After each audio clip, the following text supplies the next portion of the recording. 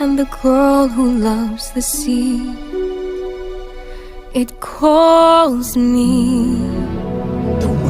Ngiyanibingelela nonke bantwana bamakhosi. Ngiyanibingelela namhlanje. Without wasting any time, let's just discuss a few things that people are going through. Most people are going through currently. And I am hoping that this video izosiza nabanye abantu ababhekene nesimo esikanje. So ake siqale ke nje ngokuthi sikhulume ngokuthi not everything is spiritual. Asikhumbuleni phela ukuthi not everyone in the entire world is spiritually gifted. Not everyone in the entire world onikwe itask ethize enikezwa idlozi okanye ithongo nemimoya ukuthi kusuke kufanele akulungise ekhaya. Not all of us esiphiwe leso siphiwe. Ilaba nje abakhethekile ukuthi bona abazokwazi to break all generational curses. Asiqale ke ngokuthi as a normal human being kunezinto lezozudlula kuzona.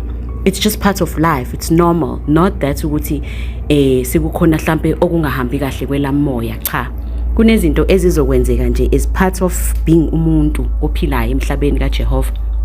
Ezinye izinto zizokwenzeka kuwena, ezinye izinto ngeke zenzeke kuwena, ezinye izinto zenzeka ngamabomu, just life lessons ukuthi learn from that mistake osuke yenzile bengabe mistake, or learn from that situation osuke yenzekile kube khona okufundayo kuyona bengabe umuntu willing to learn from isimo sokubhekene naso. Having said that, even abantwana abambethwe idlozi, abantwana bakamoya nabo there are life lessons ekufanele nawe udlule kuwona. Not ukuthi nawe everything is going to be perfect in your life. No, you are human. So kunezimo ozodlula kuzona nawe kuze uzofunda kuzona. Nami ziningi izimo engadlula kuzona. Ezinye not everything is always perfect in life, but kuba nezimo obhekana nazo ezikufundisayo ukuthi umuntu ufanele uphile kanjani. How do you learn to humble yourself kubantu bezofuna usizo kuwena?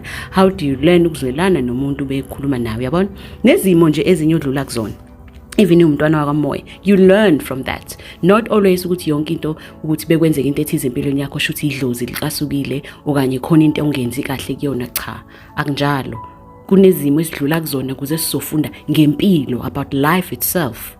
Because kunezinto engibuye ngizibuzwa abantu and omunye umuntu does not understand bengithi no, this is just part of life. It's not that ukuthi kunomsebenzi kufanele wenze okanye kunedlozi elingahlalisekile kahle kwane khona imistake uyenzile. No, it's not always about that. Ezinye izinto nje they come to you for you to learn from that situation. Ake ngithathe nje ama scenarios, just a few abantu abaye babhekene nawo. Omunye afone athi gogo ngiwile, out of the blue ngiwile nje egcikeni okanye ngithe ngiyanyathela, I missed a step and then I fell. You are going to fall. Uma bengabe you missed a step, that is normal. That's being human. At the end of the day uzowa vele uma bunyathela each okanye kukhona indlela ongahambanga kahle ngayo.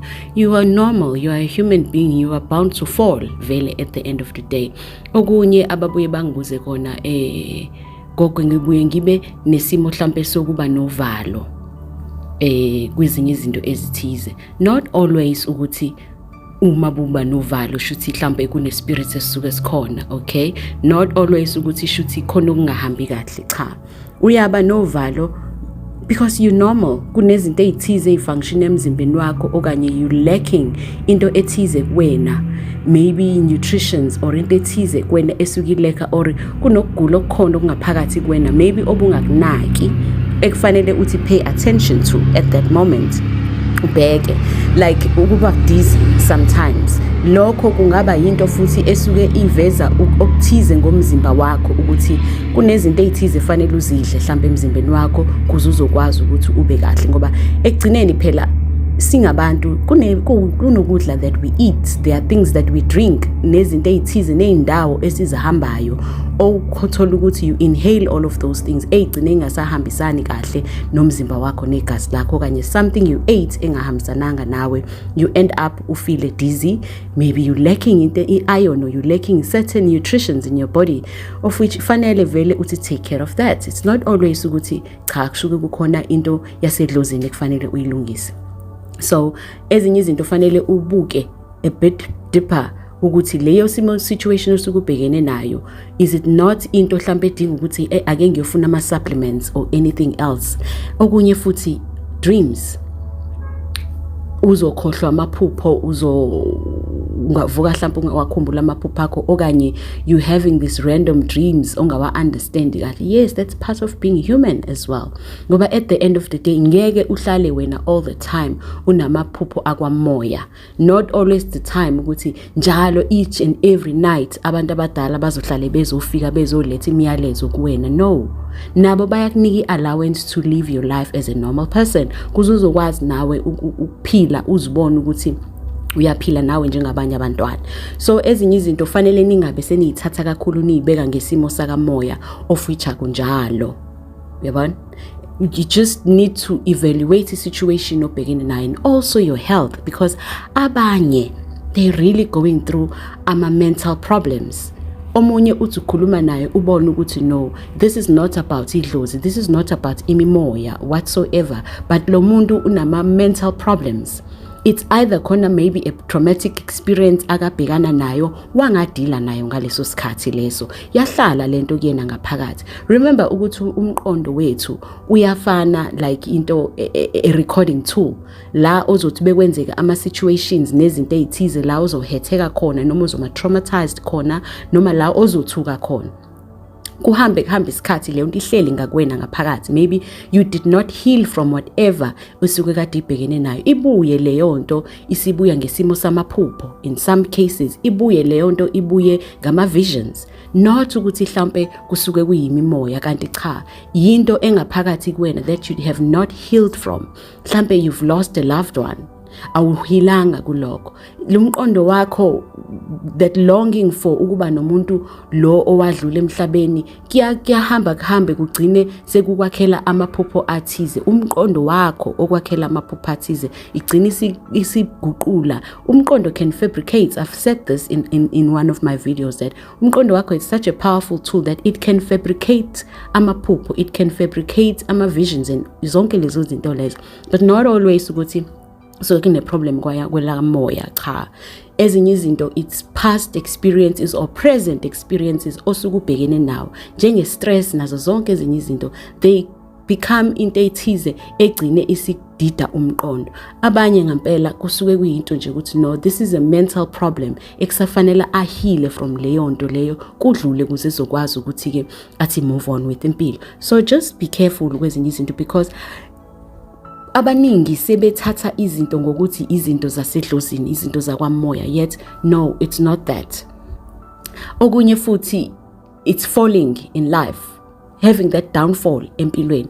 There was a video where I mentioned ukuthi impilo yona uqobo lwayo it has ups and downs, because at the end of the day from that moment you need to learn ukuthi uma ubhekene nesimo esikanje financially noma ngabe isimo sempilo noma ngabe abantu osukuphila nabo asuke kwenzeka izinto ezithize nama scenarios ethize, learn from those experiences ukuthi okay, uma kwenzeke kanjena this is what happens in life. Yabona, okunye drinking and driving ngibeka ngokunye, ngizama ukukhuluma random things that people ask.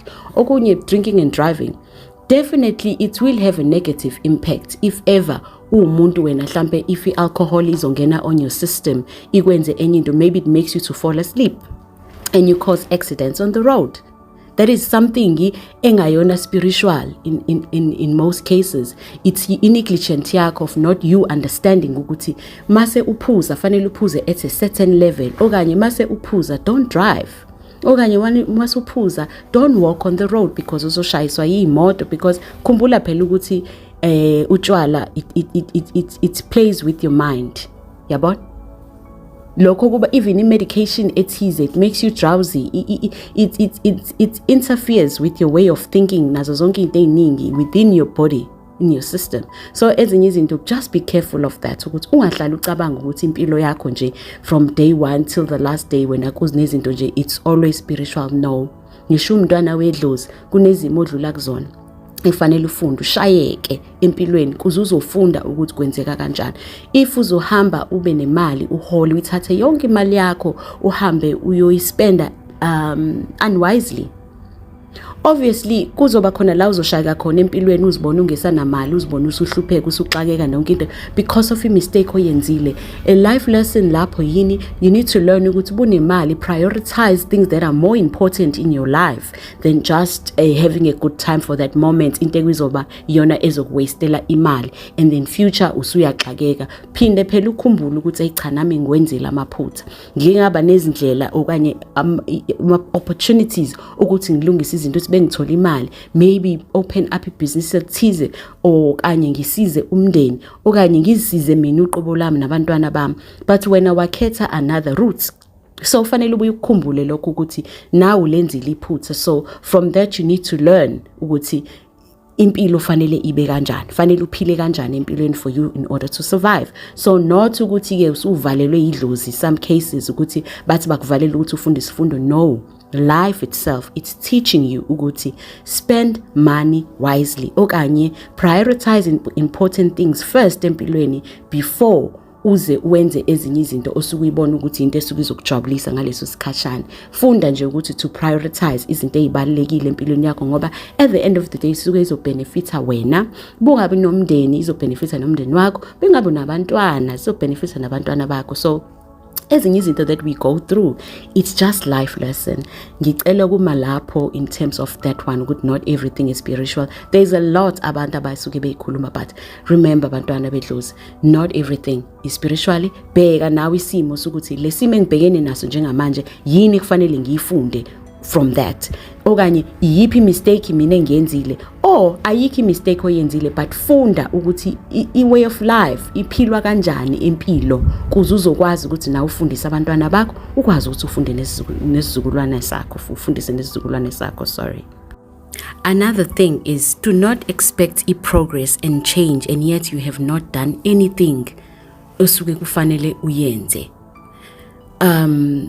Kakhulukazi, okay, you've went for a consultation, right?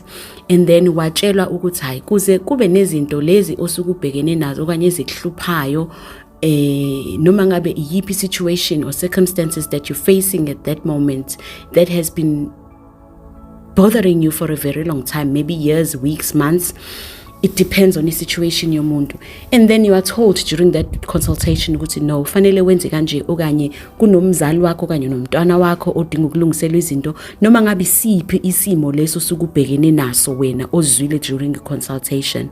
So abanye you find them asking after the consultation ukuthi I thought gogo it's going to stop because sengiyaqala ngiyaphahla, maybe ngiyaqala ukulungisa, but if ever ungazange uze uqale i-steps ukuthi bekuthiwe step number 1 this is what you need to do, number 2, number 3, number 4 kuze mhlambe kuphelele ukugula onakho, or maybe kubuyele imali zakho, inhlanhla zakho nempumelelo yakho nazo zonke lezo zinto noma ngabe isiphi leso simo sokubhekene naso. So you can't expect change after a consultation yet you have not done anything ekusuke kuyona le ekube i-cause of a problem in your life. So anigweme ukuthi ni expect a change or a difference in your life right after a consultation yet you have not done anything. Njengoba ngeke ngasho kwenye video that if they require umsam from you befuna indawo yabo, indawo indli yabo okanye noma ngabe yini la basuke beyidinga okanye badinga iladi kuwena okanye noma kunomntwana owadlula emhlabeni odinga ukuthi umlungisele izinto zakhe, if you have not done all of those things noma ngabe yini that was required of you to do, ayikho i-change vele ezoba khona in your life until you fix that. So there are abantwana bedlozi after a consultation basebethi I'm not seeing a difference. You won't see a difference because you have not done anything. I-consultation is there yokuthi wena uhloleliwe watholelwa ukuthi nazi izinto ekufanele uyilungise empilweni yakho, ezinye maybe akuzona izinto zakamoya but you need to fix yourself ngendlela yakho yokuphila nezinye izinto. But if you have not done that, there will not be a change in your life. Instead, izinto zolokho iqhubeka ziba the same.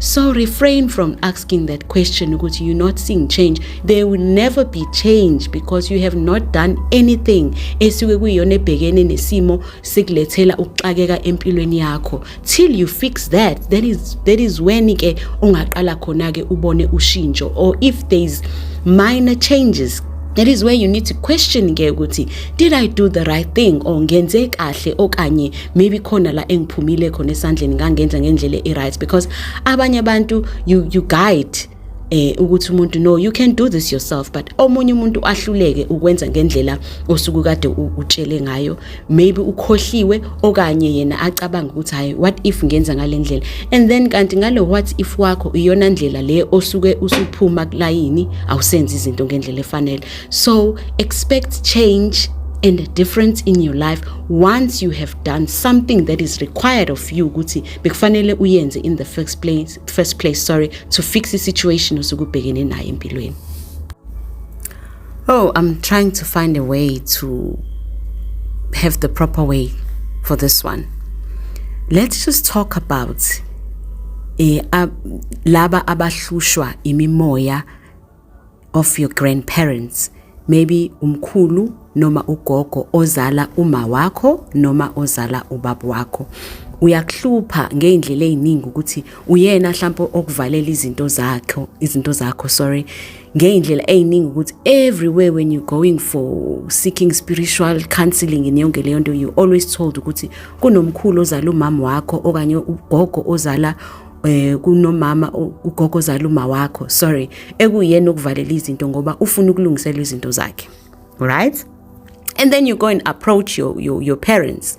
It's either you're approaching your father or it's either you're approaching your mother, and then umzali wakho with the anger asuke enayo towards umzali wakhe azokutshela ukuthi wayengenzelani mina baba, wangenzelani nje bese qhamuke sezohlupha wena, wangenzelani ngoba mina wangilahla, noma ngabe umama noma ngabe ubaba wangilahla mina empilweni, ngazikhuliselwa ugogo okanye ngazibona ukuthi ngenze njani, ngila ngikhona namhlanje akuyena owangenelela empilweni yami, mina wangilahla okanye wangiphika wathi angiyona ingane yakhe. So ufika kanjani ke manje sezohlukumeza wena, sezohlupha wena? It's very sad because ake ngikhulume, abazali abaningi bayayilahla ingane zabo bephila, ayilahla ingane yakhe. Enye ithi izalwa iphika athi akuyona ingane yakhe le. Omunye yazi very well ukuthi umama wayo akazange azenze anything wrong etshengise ukuthi uke walala nomunye umuntu ngaphandle kwakhe, but just because ubalekela leyo responsibility athi hayi akuyona ingane yami, and then ikhule lo mntwana azivela atshela ukuthi hayi wena walahla ubaba wakho. Abanye balahlwa abazali babo bephila sebebadala, umzali atshengise nje ukungabi nesikhathi somntanakhe, atshengise ukungabi nendaba nengane yakhe, angayinaki nje, akwazi kodwa ukunaka abanye abantu ngaphandle, akwazi ukunika uthando abanye abantu ngaphandle, but ahluleke ukunika uthando ingane yakhe ayizalayo uqobo. Mase ke kuhamba isikhathi ke lapho useyashona ke leyo muntu, useyabuya usezohluphani, uzohlupha ama grandchildren, abantwana kasebezalwa wena kade ekulahlile ngakufuni engakunaki esaphila. Ibhlungu ke lento because most of people are experiencing that in the point ukuthi bathi abantwana sebeyocela ukuthi mama ngicela kwenziwe lo msebenzi noma ngabe yini lekuthiwa yenziwe kuze ngikwazi ukuthi umkhulu noma ugogo angikhulule, and umzali ashaye phansi ngonyawo athi I'm not going to be part of that, I am not going to do it because mina akangenzelanga lutho esaphila, ngisho engasekho emhlabeni akangenzelanga lutho, angiyanga ngisho ngcwatshwa because I did not feel a need, okanye athi angizange ngitshele ngiseshishonile mina ushonile because I cut ties with this person.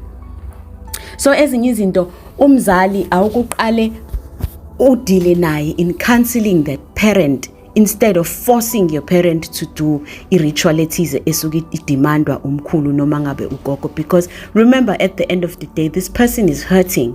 Kunezinto naye adlula kuzona ezibhlungu, pain through this person. So don't force umzali immediately ukuthi akawenze leyo msebenzi, masuthi no, do it for me, because at the end of the day uhlupha mina umkhulu. Put yourself in their shoes as well. Yes, at the end of the day the ritual must be done because at the end of the day leli dlozi lihlupha wena, but qala awukuqale uattende umzali wakho kuleso simo leso, ngoba kukhumbula ukuthi sekuvuka into endala asadlula yena kuyona. wena usuqala phansi uyayivusa manje leso simo leso. So abanye abaningi baye bathi useyamforce umzali okanye athi uzokwenza yonke lento without concern yomzali. In the long run leyo nto it's going to give you a problem, because at the end of the day naye lo mzali wakho bekufanele naye akwazi ukuthi ke akunikeze ama blessings akhe, at least even if I do not want to be part of this, but akunike lawo ama blessings uthi you can proceed ngoba sengenzela wena mntanami, ngiyakuthanda ukuthi izinto zakho zilunge. But asingaqale nje immediately mase sibaya siyabaforce abazali bethu ukuthi balungise izinto zomkhulu nogogo asebadlule emhlabeni ababalahla bona, because awuqala umcabangele, akuqale ukhanselishe yena umzali uqobo adlule kuleso simo, because manje usumvusela izilonda ezindala, usumvusela amanxeba akudala, yena asahila kuona wena usuyawavusa usuwaqala phansi, yabona. So awukube nozwelo uma bekune situation kanjalo, uqala ubone leyo enga eqala iphuma emzalini wakho, deal with that matter first, kuze wazi ukuthi yini le abhekana nayo umzali wakho. Ngisho usuphahla ukhuluma nalelo khehlo kanye naleso salikwazi, usho ukuthi hayi mkhulu, cha wona nawe indlela owenza ngayo izinto, yebo mhlawumbe usefuna ukuthi alungiselwe le ndlela enza ngayo, but ekugcineni akube khona nawe uzukukhuluma uthi cha sengizwile ngomama noma ngobaba ukuthi wena mkhulu noma gogo nakho wakwenza okwamhlukumeza, yabona. Awuke nawe kube khona indima oyidlalayo to fight for umzali wakho as well, because akekho umzali ongavela athi angifuni ukuyenza leyo nto ngoba yabona, especially laba bazothi wangenzelani ngoba wangilahla. Just have mercy. Deal with the parent first before you proceed anything, because at the end of the day you've opened closed wounds here. So musize ukuthi ahile from that, ukwazi ukuthi ke nidlule, move past that, kuze masethi I give you my blessings, kona naye esedlulile abhodle akhulume konke, ngoba kungenzeka ukuthi kukhona nokunyanga ayingazange azakukhulume at all kunina nabantwana. So yona opportunity ke le ukuthi akhulume abhodle, ngoba abanye abazali bethu kuningi abagcinayo izikhathi eziningi, uthola ukuthi umzali wakho uyazibuza ukuthi why my parents are so overprotective. It's because of ama situations nabo abadlula kuona, yabona. So ezinye izinto, don't force umzali to immediately to do something.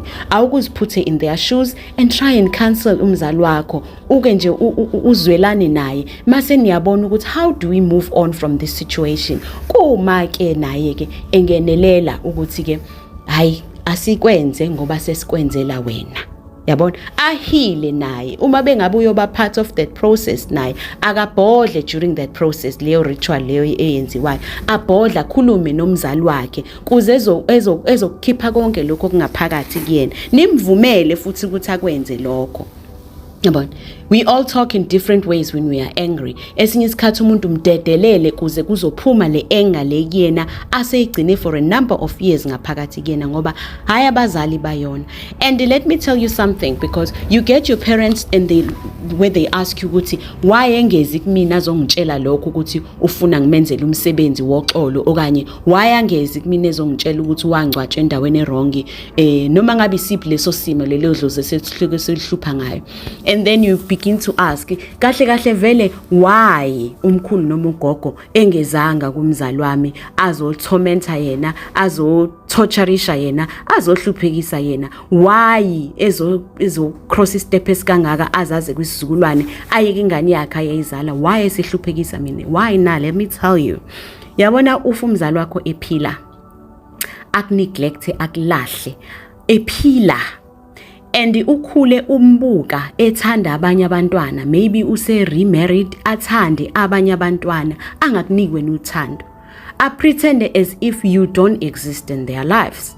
Omunye nje akulahle without having a new marriage whatsoever, akulahle, angabi nandaba nawe, angabi nasikhathi nawe, ngama reasons akhe lawa asuke wenza lokho.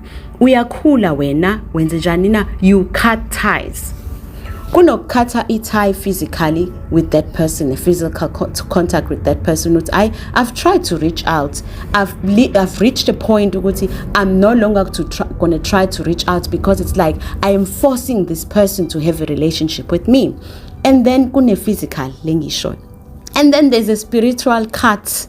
where you cutting ties spiritually. Lo muntu uyikhatha kanjani spiritually? Lento ayikhiphayo emlomeni wakhe athi mina ngiyafana nokuthi owami umzali usewashona. Amkhathe spiritually, aphile impilo yakhe as if that person is no longer alive, yet that person is alive. Usekhatha ama-ties lawo, usekhathe soul ties, lo muntu usefana nokuthi yena akasanamzali. So vele spiritually lelo dlozi alikwazi ukuza lizohlupha lo ngoba why break leyo bond yena esaphile engakahambi ngihle emhlabeni. Uzothi eselekwe la kamoya vele angeke azakwazi ukuthi azo reach out akulo ngoba lo vele wamkhatha out. Ephila wazitshela ukuthi angisenamzali, akasekho, aka-exist, agcine futhi esekhohlwa uyena. So that is a spiritual cut. That is also a physical cut. They cut ties nalowo muntu loyo agcine sephuma kuyena emotionally, agcine sephuma mhlambe futhi adlule kwezinye izinto and heal from that. Ayitshele nje ukuthi angisenayo umama okanye ubaba aphume kuyena. So that is why ke lelo dlozi kuba bukhona ukuthi angene kulo muntu ngoba kuyena useyafana nomuntu ongesa exist empilweni yakhe ngoba wakhathi tie besaphila. Into esiyikhulumayo zibhlungu, especially when we are hurting. Yabona buzothi umzali wakho esaphila but anike uthando abanye abantu wena uphila mhlawumbe uyahlupheka uxakekile yethu ubona abanye abantu bephila bekahle. Uthi usuphakama empilweni, God nabantu abadala bakuphakamise bakuyise way better than lo mzali wakho. Ukhohliwe wena uyena ukuthi konje lo muntu usa exista empilweni. Konje kwakukhona umuntu kanje. Ngithi yabo, you broke the bond lo muntu esaphila. So even afterlife yakhe wena vele kwela moya selalobona idlozi ukuthi awusenayo leyo contact nalowo muntu loyo. So that is why ke in most cases idlozi kuba bukhona ukuthi libuye lizohlupha lowo muntu loyo. Okanye omunye ke another situation liyamhlupha but avele nje ali chase away in a very bad way. Ukuthi athi nje suka la azahamba yokwenza ama rituals athize ukuthi ayewulahla leyo moya ukuthi ungaphindi ubuyuze kuyena. So there are many reasons ezenza but mostly nje ingoba umuntu usesuke sekhatha ama ties, especially nomuntu akhatha ama ties naye esaphila.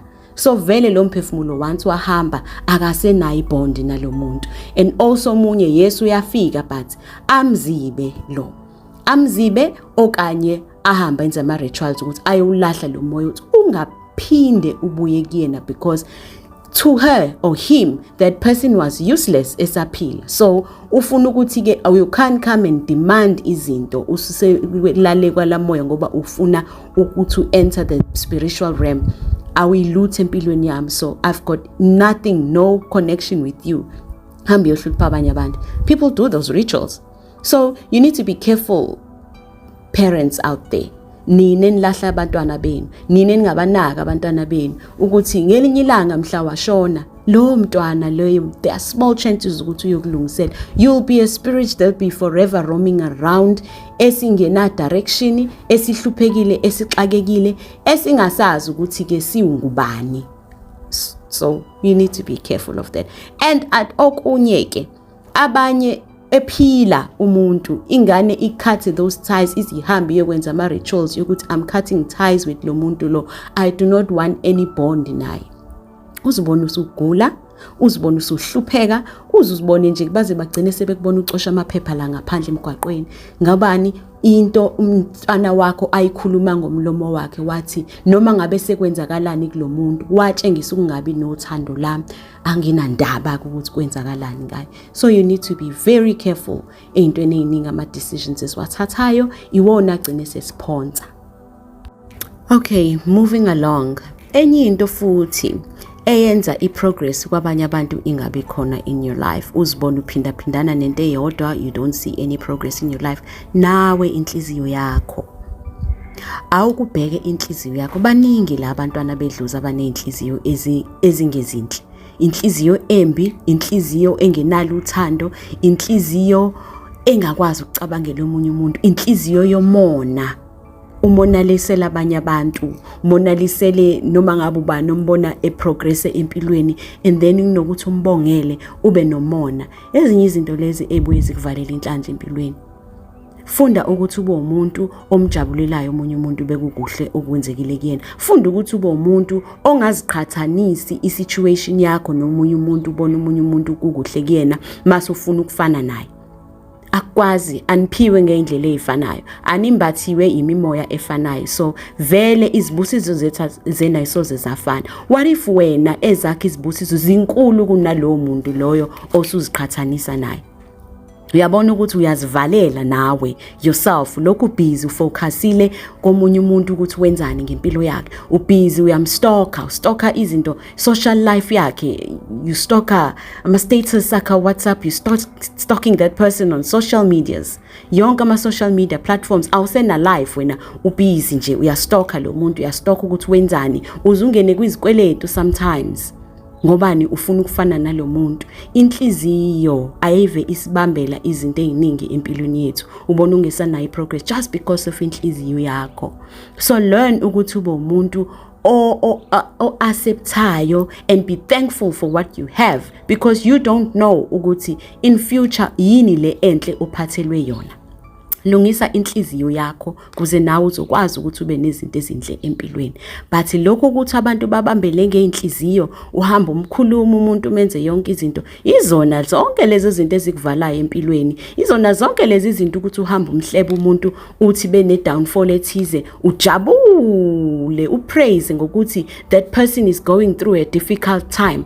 Kanti unfortunately for you, kusuke kuyinsikhashanyana esincane leso sinto yena umuntu asuke edlule kusona, avela rise kakhulu unaqala, and you are forever down there. Abanye inhliziyo zabe zibhlungu zize zibalidela ukuthi baze bathakathe. Ezinye izinto zobuthakathi zisukela lapho. Umona nenhliziyo enbi, nenhliziyo enomhobholo, nenhliziyo engafuni ukwamkela isimo usukuthi impilo zethu ayisoze zafana empilweni. So okunye they know, abanye abantu ngeke ngikhulume nabo athi gogo mina ngithi no, but inhliziyo yakho akulungisa inhliziyo yakho, awukuzikhulekele wena uqobo lakho ukuthi inhliziyo yakho ayibe inhliziyo emnene, inhliziyo enothando, inhliziyo enozwelo. Bayazi ngihlale ngikhuluma nabo kanjani. Inhliziyo nje in your progress, it's very important. Yabona ezinye izinto azabuza umuntu ukuthi hawu kanti gogo mina izinto zodlula nini ekuthakathweni nazo zonke izinto. Inhliziyo yakho, lungisa inhliziyo yakho. Okunye-ke nje futhi bantwana bedlozi, yabona ngihlale ngibatshela abantu when I'm doing ama counseling sessions nabanye abantu ukuthi ubokubheke akekho umuntu oxakeke njengomuntu osuke ekuthakatha. Ayakekho umuntu osuke exakeke njengomuntu osuke ekuthakatha. Yabona the good part about us abantu aba spiritually gifted, the good part about lo muntu osuke nedlozi elizikhulumelayo, lele livele likuvezele nje emaphupheni, ubone into njengoba injalo, noma ngabe umuntu usebenzisa umuthi ukuthi azifihle, idlozi livele likuvezele nje ukuthi this person is doing 1 2 3 to you. How do you solve that? Ukufixe ngalendlela ofise ngayo. Kodwa uthi uyayibuka impilo yalomuntu obusy, uzibuza ukuthi ngabe uyayithatha imali yakhe ahamba yofixa impilo yakhe, ahamba yozilungisa, akanye ahamba yophila njengabanye abantu, kodwa uyakwazi ukuthi ahlale ekufunela imithi, ehambe yokufunela imithi ezangomeni, naye yonke indawo le ahamba emakethe ayosika imithi, ahambe ekubathakathi ayofuna imithi ngoba ethi ufuna ukuthakatha wena. Akekho umuntu osuke ehluphe. Uboku inothi yabo laba basuka idlozi lalela ikuvezela yena ukuthi this is the person. Uboku ubuka impilo yakhe ukuthi njani. It's a mess. Lo muntu ufanele ngabe ufocusile ukuthi ayilungise impilo yakhe, but no, that person is too focused on you. And masuzibuza ukuthi ubenefitani from that, because wena uyaphumelela, uyakuthakatha ngalezi zinto idlozi likuvezele, and they block all of those things asuke zenza umuntu kuwena. But uthi uyabuka yena, oh Nkosi yami, akaxakekile, uyahlupheka, akanalutho ebambekayo empilweni. Athi ebonile ukuthi nalezi zinto asuke zenza kuwena zimsebenzeni, aphinda athi uya upgrade abandla. Nkosi yami, idlozi liphinde liblock, liphinde liphindisele emuva. Impilo injalo.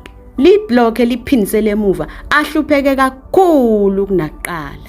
Anoke niba notice labantu laba elike nitshengisa idlozi ukuthi bayanithakatha ukuthi impilo zabo zona zinjani. So don't give up. Idlozi beliqhubeka likuvezela izinto. You take action. Le suke lithi kwenze ngoba nalo lisuke likuvikele likuvezela nje ngoba lisuke lifuna wazi ube cautious ngalomuntu lo. But akusho ukuthi ke ungamkhulumisi ubo actor normal.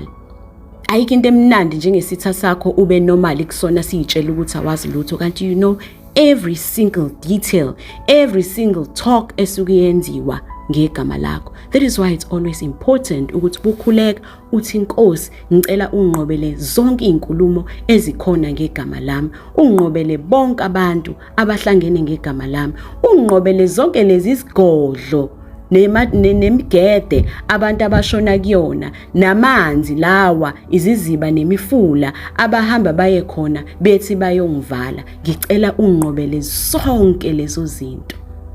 Impilo yohlala ivulekile kuwena. So ubolilalela idlozi lakho, ubolilalela and you take action lokho abasuke bethi kwenze. But akusho ke njalo ukuthi ke usuhlala ubitter towards that person because now you are torturing yourself. You don't need that torture. When I give yourself that satisfaction ukuthi Nkosi yami lo muntu akanalutho, uyahlupheka, uxakekile, uyambona ukuthi akayilutho kodwa wena you progressing in life. Ungaphezulu kwakhe irregardless of izinto asuke zenza. Zithande mntwana wedlozi, ziqhenye. Oh Nkosi yami, ubohlala uziqhenya zonke izinsuku ngoba ukuphila kwakho kungomusa kaNkulunkulu, ukuphila kwakho kungomusa kwethongo, ukuphila kwakho ngaphezulu kwezitha zithi ziyahlasela kepha zingaphumeleli umusa wabo. So ubolalela ngaso sonke ithongo belikhuluma, ungadembeseli, ungavilaphi. Enye yezinto eziningi enishayayo niyavilapha. Bathi abantu abadala bebenitshengisa izinto, you don't take action, nivilaphe uhlale phansi ungenzi lutho. Do. Uma bebethi go for cleansing, if bebethi go for ritualities to do this, you do it. Uma bebethi enzi ritualities to protect this your home or your cell phone, you do about that. Balalele because you are so privileged ukuthi wena ukwazi ukuthi uconnect nemimoya. Abantu abaningi bayayifisa leyo nto, abanye baze bathi bayanaso isiphiwe sinjalo bengenaso. So when you are privileged, if unaleso siphiwe ngempela ukuthi idlozi lakho liconnecta kanje nawe likutshengisa izinto, use that and embrace it. Uyithande, zithande, ungavilaphi, usukume. Bekuthiwa sukuma lapho uyobona you'll forever be progressing ngaphezulu kwezitha zakho. And also normalize ukuthi uma buphahla ungalokho ukhuluma izinto ezibitter ngezitha zakho. Ubovela uyekelela abantu abadala bazenzela. Uthi nje ngicela ninqobele konke abafuna ukwenza okubi kumina, nize ninqobe ngisho imicabanga abasuke beyicabanga embi ngami, nikunqobe konke. Zithande, unesiphiwo esihle esikhulu. Sifundi isiphiwo sakho kuze uzosi-understanda. Hey, imnandi impilo yokumbathwa imimoya, imnandi impilo yokumbathwa idlozi, imnandi impilo yokumbathwa yona yonke imihlobo yemimoya ngoba wow, ayikho into eyenzeka around you ongayazi. Bangakhuluma ngawe le phesheya kwesilwandle, but you'll know about it. Bangenza noma yini, they will show you. So nje ayikho ngisho into enhle esukiseza, they'll come and show you that this is what's coming and ikwenzeke. Ayike impilo emnandi njengokuphila ukuthi ukwazi ukuconnecta nabantu abadala spiritually. It's a beautiful thing, it's a beautiful gift. Remember that you are special. Ukuthi izinto izinto azihambi kahle kwamanje, focus on ukuthi yini le yenza ukuthi izinto zakho zingahambi kahle kwamanje, because ukuba umntwana wedlozi it's a beautiful gift. Ungalokho nje, not even once do you think of it as a curse. I know sometimes when you're going through a lot you feel like you are cursed. No, whatever at that present moment that you are going through, it's a lesson. You're learning something from that. Lokho ukuthi ushawe izitha ngapha nangapha bayakufundisa ukuthi kulwiwa kanjani, how do you fight back, so you become a stronger person. You are stronger than you think. You are stronger than you know. Embrace isiphiwo sakho, usiphakamise, ungasineglect. You are not cursed. You are beautifully gifted in many, many ways.